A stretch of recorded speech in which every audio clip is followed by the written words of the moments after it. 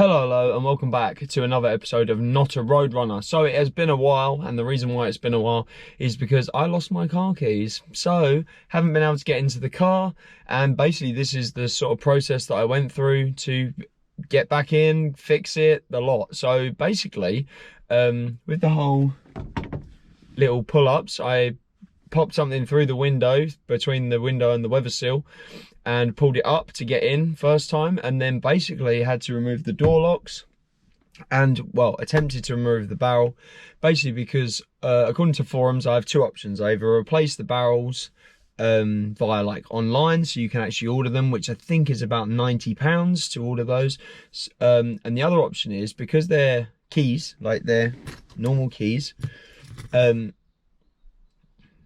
they can be cut by a locksmith. So what I did was decided to pull the barrels out of both the doors and take it to a local place called Cooper Keys. And honestly, the guy that was there was brilliant. He was so helpful. I think all in all, I got myself a couple keys cut because I wanted spares, obviously, to stop this happening again.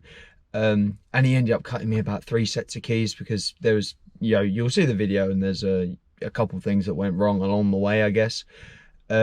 But yeah, so I mean, he was really nice to us, and he put up with a lot of my questions, so I can't recommend them more. They're located in Chelmsford. But yeah, I'm just going to bring you along for the ride. So this is how you can remove your door barrels, whether that's for you to replace it or to do what I did and go and get yourself a key cut. So just going to bring you along for the ride. Hope you enjoy the video, and let's get to it. So first things first, there is like a U-clip on the back of the lock. So we have to take off the door cards so we can get to the back of it to remove it.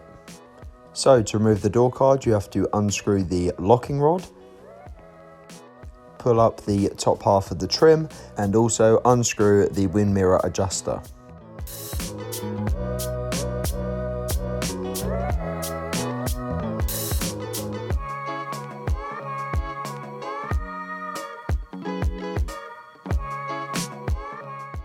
So with that completed, it's actually easier if you roll the window down because it gives you more room to then unhook it.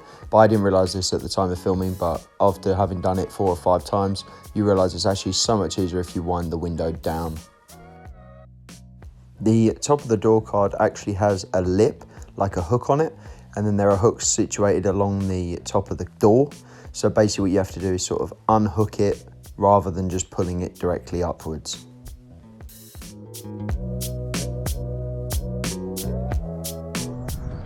So you can see that little sort of rusted brown piece of metal. That is what holds it in. So it hooks in like that, I'm assuming. So what I'm going to do is unhook it, so then we can take the barrel out, mess around with it to get the rod off. Let me see if I can get a better angle without blocking out the light. So yeah, that bit there. So that is on the other side of that. So what I'm hoping is that, because I can feel that the hole is on this side, so you have to just pull it this way. What I'm hoping is that it's not that tight that I need a screwdriver or something. So hopefully I can just pull this like that, and that comes out. So that was on the lock like that. So you can see that this is where we slide it off. And then what we'll do is we'll slide it back on at the end. So to remove the barrel from the rod, you have 2 options. You can either try and fiddle with it and it will end up unslotting itself, but it's really finicky. Or you can go to the base where the rod that it's attached to clips into the locking mechanism, and you can just pull it out.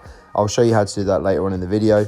Right now, I didn't realize how easy that would be. So what I was doing was fiddling to get it off, because then I had to take it to the key place. So to be honest, I didn't really want to disassemble things inside the door and then have to come back a week later. So stay tuned for how it is easier if you have a set of replacement keys to take it out and then put it back in. A few minutes later.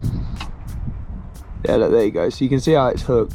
So you basically just have to fiddle with it continuously until it comes off of that. And then you end up with this. So basically what happened is I took the passenger side off and got a key cut, which works beautifully now. However, as it turns out, When they, Cooper Keys, assembled the barrel, he actually assembled it in the reverse order, which is why it didn't work for both doors. So what we did was I took both barrels back, he reconfigured both, cleaned them all up and made them work great, and then they worked sweet when I got them back.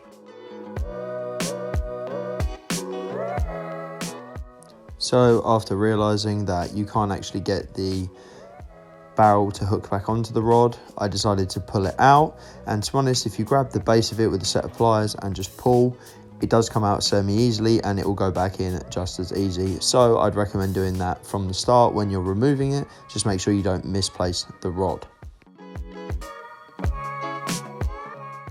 So the silver part on the barrel is the top, so the bottom rod has to be angled towards the door latch, so you just hook it in.